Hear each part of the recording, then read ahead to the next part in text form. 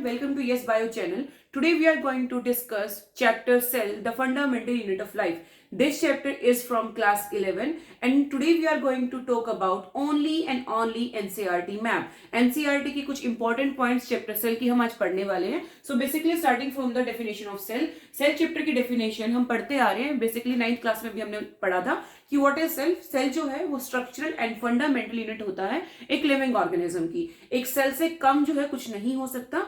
Even if we are talking about the unicellular organism तो हम बात करेंगे सेल की. उसकी बॉडी जो है वो बनी हुई है एक सिंगल सेल से. लेकिन हम बात करें एक सेल से कम यदि कुछ है तो यहाँ पर कुछ नहीं होगा. नॉन लिविंग ऑर्गेनिजम्स ही वो रहेंगे. लाइक हम बात करते हैं वायरस की. वायरस जो है उसके अंदर प्रॉपर सेल का स्ट्रक्चर नहीं है. So we are not aware कि वो एक लिविंग ऑर्गेनिज्म है या नॉन लिविंग है. So there is nothing less than a cell.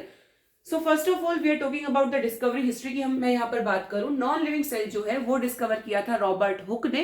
Living cell की मैं बात करूं डिस्कवर किया था लेविन हुक ने. पॉन्ड वाटर से उन्होंने सेल्स लिए थे. फिर हम बात करते हैं कि न्यूक्लियस की डिस्कवरी किसने की. न्यूक्लियस जो है वो डिस्कवर किया था अगेन रॉबर्ट ने. So Anton van Leeuwenhoek discovered the first living cell. Robert Hooke ने डिस्कवर किया था non living cells. Cell theory next topic जो है वो है हमारा सेल थ्योरी. सेल थ्योरी के अंदर 3 साइंटिस्ट का बेसिकली हम यहाँ नाम लेते हैं. फर्स्ट जो थ्योरी थी वो किसने दी थी. स्क्लेडिंग और श्वान ने.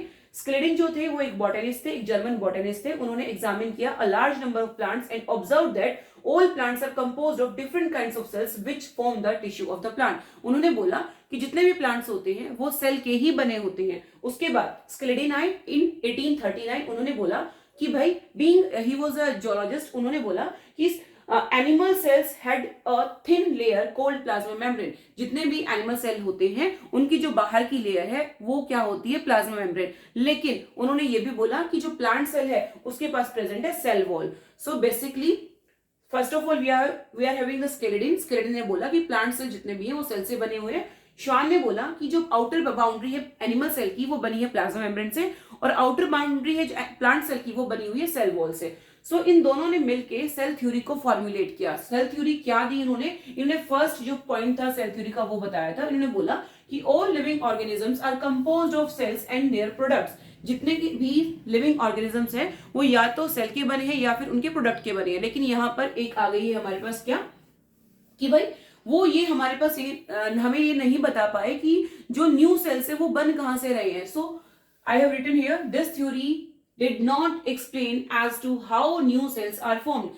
So modified cell theory आई. किसने दी. रुडोल्फ वर्चो ने. उन्होंने बोला first point was as it is all living organisms are composed of cells and their products. But secondly उन्होंने बता दिया कि जो नए सेल्स हैं वो कहां से बन रहे हैं.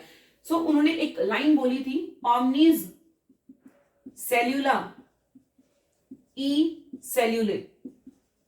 That means all cells arise from pre-existing cells. जितने भी नए सेल्स बन रहे हैं वो pre-existing cells से ही बनते हैं. So this is all about the cell theory. Cell theory formulate की थी स्क्लेडिन और श्वान ने लेकिन मॉडिफाइड बाय रुडोल्फ वर्चो. उसके बाद आता है ओवरव्यू ऑफ सेल. सेल का जब हम ओवरव्यू देखते हैं तो बहुत सारे सेल्स हैं हमारे पास जिनका शेप, जिनका साइज और स्ट्रक्चर जो है वो अलग अलग रहता है. सो ओवरव्यू की मैं बात करूं तो it differ greatly in size, shape and activity. सबकी शेप, सबका साइज, सबकी एक्टिविटीज जो है वो अलग अलग रहती है. इसके बाद एनसीईआरटी में बताया हुआ है कि smallest cell that was without cell wall is mycoplasma. Egg of ostrich जो है वो लार्जेस्ट आइसोलेटेड सिंगल सेल रहता है. और एक और वहां पर चीज लिखी हुई है कि साइटोप्लाज्म जो है उसके अंदर सारी की सारी सेलुलर एक्टिविटीज वहीं पर होती है. So this is about the overview of cell. कुछ और भी चीजें एनसीईआरटी के अंदर बताई हुई है लेकिन वो हम जब ऑर्गेनेलिज के बारे में पढ़ेंगे तो एक एक करके मैं आपको एक्सप्लेन कर दूंगी. नेक्स्ट हमारे पास है prokaryotic and eukaryotic cell. Prokaryotic cell और यूकैरियोटिक सेल में डिफरेंस क्या होगा. ध्यान से सुनना. प्रोकैरियोटिक सेल जो होता है उसका न्यूक्लियस जो है वो वेल डिफाइंड नहीं होता. न्यूक्लियस के ऊपर जो है मेम्ब्रेन वो प्रेजेंट नहीं होगी. लेकिन यूकैरियोटिक सेल की मैं बात करूं तो वेल डिफाइंड न्यूक्लियस यानी कि ट्रू न्यूक्लियस वहां पे प्रेजेंट होता है. दूसरी मैं बात करूं जो आपका प्रोकैरियोटिक सेल है उसके अंदर कोई भी ऐसी ऑर्गेनेली आपको दिखाई नहीं देगी जो कि डबल मेम्ब्रेनस स्ट्रक्चर है यानी कि मेम्ब्रेन से बाउंड स्ट्रक्चर है. क्लियर. बट यूकैरियोटिक के अंदर आपको वो सारी ऑर्गेनेल्स मिल जाएंगी चाहे वो मेम्ब्रेन बाउंड हो चाहे वो नॉन मेम्ब्रेन बाउंड हो. So basically we have written some points here. First of all lack membrane bound cell organelles, कोई भी ऐसी ऑर्गेनेली प्रेजेंट नहीं होगी जिसके ऊपर एक मेम्ब्रेन हो। इवन न्यूक्लियस भी यहाँ पे प्रॉपर्ली प्रेजेंट नहीं होता, क्रोमेटिन के फाइबर्स जो है वो एज इट इज पड़े रहते हैं। इसके अंदर इंक्लूड कर क्या होगा, आपने मोनेरा पढ़ा है तो मोनेरा के ही कॉन्सेप्ट यहाँ लिख सकते हैं, bacteria, BGA, BGA means blue green alga, mycoplasma जिसके पास सेल वॉल नहीं होती है, PPLO pleuro pneumonia like organisms, ये सारे के सारे क्या है, प्रोकैरियोटिक हैं। उसके बाद हम बात करें इनका जो जीनोमिक डीएनए है वो तो होगा ही होगा इनके पास, लेकिन इसके अलावा एक सर्कुलर डीएनए भी प्रेजेंट होता है, स्मॉल सर्कुलर डीएनए प्रेजेंट होता है जिसको हम बोलते हैं प्लाज्मिड। क्या बोलेंगे, प्लाज्मिड। ये प्लाज्मिड जो है बहुत सारी अपने अंदर इंफॉर्मेशन गैदर करके रखता है और बहुत ज्यादा यूजफुल है ये एंटीबायोटिक्स बनाने के लिए भी। कैसे, पढ़ो इसको। Plasmid in some bacteria provide resistant to antibiotic, ये रेजिस्टेंट प्रोवाइड कर देता है एंटीबायोटिक के अगेंस्ट। लाइक आपके अंदर जो है कोई बैक्टीरिया जा चुका है और आपने एंटीबायोटिक ली है, लेकिन वो एंटीबायोटिक बैक्टीरिया पे काम नहीं कर पा रही। क्यों नहीं कर पा रही, क्योंकि उसके अंदर क्या है, प्लाज्मिड है।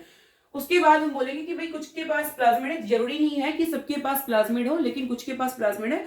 इवन मैं बोलूंगी कि मोस्टली प्रोकैरियोट जो है उनके पास प्लाज्मिड है और ये रेजिस्टेंट प्रोवाइड करते हैं ताकि एंटीबायोटिक से बचे रह सके। उसके बाद हम बोलेंगे और क्या करता है plasmid DNA, plasmid DNA also used to monitor bacterial transformation with foreign DNA. ये देखेगा कि कितनी ट्रांसफॉर्मेशन, ट्रांसफॉर्मेशन का मतलब होता है कि डीएनए जो है वो चेंज हो जाता है कई बार, तो उस डीएनए चेंज को भी फॉरेन डीएनए के साथ कौन देखेगा, प्लाज्मिड देखेगा। इस टेक्नोलॉजी को, इन प्लाज्मिड डीएनए को इवन एज अ वेक्टर भी यूज किया जाता है आपकी बायोटेक्नोलॉजी में। डन। नेक्स्ट है हमारे पास all prokaryotes have cell wall, सभी के पास सेल वॉल है, सिर्फ किसको छोड़ के, माइकोप्लाज्मा को छोड़ के। Next concept is eukaryotic cell. Eukaryotic cells में हमेशा आपको ट्रू न्यूक्लियस मिलेगा, लेकिन प्रोकैरियोटिक जहां हमने पढ़ा उसके अंदर था प्रिमिटिव न्यूक्लियस। उसके बाद हम पढ़ेंगे besides the nucleus eukaryotic cells have other membrane bound structures also. सारे के सारे, चाहे वो मेम्ब्रेन बाउंड हो चाहे वो नॉन मेम्ब्रेन बाउंड हो, यूकैरियोटिक सेल के अंदर आपको सब कुछ मिल जाएगा। प्लांट सेल्स जो हैं उनके पास एक लार्ज वैक्यूल होता है। प्लांट सेल का 90% जो एरिया है वो वैक्यूल कवर करके रखेगा, इसीलिए उसका न्यूक्लियस जो है सेंटर में ना होकर पेरिफेरी पे होता है। लेकिन हम एनिमल सेल की जब बात करते हैं, न्यूक्लियस होता है उसका सेंटर के अंदर। उसके बाद मैं बात करूं, एनिमल सेल्स जो है उनके पास सेंट्रियोल होता है, लेकिन ये मोस्टली एब्सेंट रहेगा किसके अंदर, प्लांट्स के अंदर, right. So animal cells have centriole but plant cells do not have. Next ribosomes की मैं बात करूं तो प्रोकैरियोटिक के अंदर मोस्टली राइबोसोम रहता है 70s, लेकिन आप बात करो यूकैरियोटिक्स की तो उसके अंदर जो राइबोसोम्स है वो 80s रहेगा। अभी 80s है क्या, वो हम जब राइबोसोम्स का कॉन्सेप्ट जो अच्छे से करेंगे तब उसको हम स्टडी करेंगे। Basically S is the sedimentary coefficient. उसके बाद सेल वॉल, सेल वॉल अब आपका प्रोकैरियोटिक सेल है तो सेल वॉल का कॉम्पोजिशन अलग होता है, प्लांट सेल है तो उसका कॉम्पोजिशन अलग होगा, एनिमल सेल है तो उसका कॉम्पोजिशन अलग होगा। So basically we are talking about here cell envelope. Basically today we are talking about prokaryotic only. In the next video I will explain all the details of this topic. So first of all prokaryotes का जो cell wall या cell एनवेलपमेंट मुझे यहाँ पे बोलना चाहिए, that is tightly bound by 3 layer. 3 layers में से सबसे बाहर की साइड जो है that is glycocalyx. ग्लाइकोकैलिक्स एक हार्ड कोट भी हो सकता है, ये स्लाइम की तरह भी हो सकता है, यानी कि लूज शीट भी हो सकता है। जब ये लूज शीट होता है तो हम इसको स्लाइम लेयर बोल देते हैं, जब ये हार्ड होगा तो हम इसको बोलेंगे कैप्सूल। और कैप्सूल जितना हार्ड होगा उसको तोड़ना उतना ही मुश्किल होगा। सपोज करो एक बैक्टीरिया है, वो आपको डिजीज कोज कर रहा है, यानी कि वो पैथोजन है, तो आपकी बॉडी में यदि वो चला गया है और उसके पास जो है वो हार्ड कोट है, कैप्सूल है, तो एंटीबायोटिक जो आप दोगे वो बहुत स्ट्रॉन्ग देना पड़ेगा आपको, क्योंकि आपको उस कोट को तोड़ना पड़ेगा। नेक्स्ट जो लेयर आती है यहाँ पे cell wall. Cell wall help करती है ताकि बैक्टीरियल सेल या प्रोकैरियोटिक सेल जो है वो बर्स्ट ना हो, कोलैप्स ना करे। नेक्स्ट है इनर। इनर साइड पे रहेगी plasma membrane. Plasma membrane plant cell में भी मिलती है, प्लाज्मा मेम्ब्रेन एनिमल सेल में मिलेगी। प्लाज्मा मेम्ब्रेन जो है वो आपको हर टाइप के सेल में मिलेगी, लेकिन ग्लाइकोकैलिक्स और सेल वॉल आपको हर सेल में नहीं मिलती है। सो बेसिकली आज हमने क्या पढ़ा, एक क्विक रिवीजन उसकी ले लेते हैं। सेल की डेफिनेशन की बहुत बेसिक कॉन्सेप्ट्स आज हमने किए हैं। It is the fundamental structural and functional unit of life. Anton van Leeuwenhoek ने इसको डिस्क्राइब किया था और फर्स्ट देखा भी इन्होंने ही था। एनसीईआरटी में सिर्फ इतना ही बताया हुआ है। रॉबर्ट हुक, रॉबर्ट ब्राउन का भी आप कॉन्सेप्ट पढ़ सकते हो। रॉबर्ट हुक ने नॉन लिविंग सेल के बारे में बताया था, रॉबर्ट ब्राउन ने न्यूक्लियस डिस्कवर किया था। सेल थ्योरी दी है स्क्लेडेन और श्वान ने। स्क्लेडेन जो थे वो बॉटनिस्ट थे, श्वान जो थे जोलॉजिस्ट थे, आपको पता होना चाहिए इसके बारे में। German botanist and British zoologist दोनों ने फॉर्मुलेट किया सेल थ्योरी को। सेल थ्योरी के अंदर उन्होंने बताया कि जितने भी लिविंग ऑर्गेनिजम्स होते हैं वो सारे के सारे सेल से बने होते हैं या फिर उनके प्रोडक्ट के बने होते हैं, लेकिन ये एक्सप्लेन नहीं कर पाए क्या कि भाई न्यू सेल्स जो है वो कहां से आ रहे हैं। तो मॉडिफाइड सेल थ्योरी की यहाँ पे जरूरत पड़ी, किसने दी? रुडोल्फ वर्चो ने। क्या बोला कि दो कंक्लूजन है हमारे पास। First, all living organisms are composed of cells and their products. दूसरा सेंटेंस उन्होंने बोला omnis cellula e cellula, that means all cells arise from pre existing cell. उसके बाद हमने बात की ओवरव्यू ऑफ सेल के बारे में। सेल का ओवरव्यू मैं आपको बोलूं तो सेल जो है छोटे से छोटा लेके और बड़े से बड़ा हो सकता है। स्मॉलेस्ट सेल की हम बात करते हैं तो माइकोप्लाज्मा आ जाता है। लार्जेस्ट आइसोलेटेड सेल की मैं बात करूं तो एग ऑफ ऑस्ट्रिच का आप नाम लिख सकते हो। तीसरा हमें बताया यहाँ पर कि जितनी भी सेलुलर एक्टिविटीज होती है that occurs in cytoplasm only.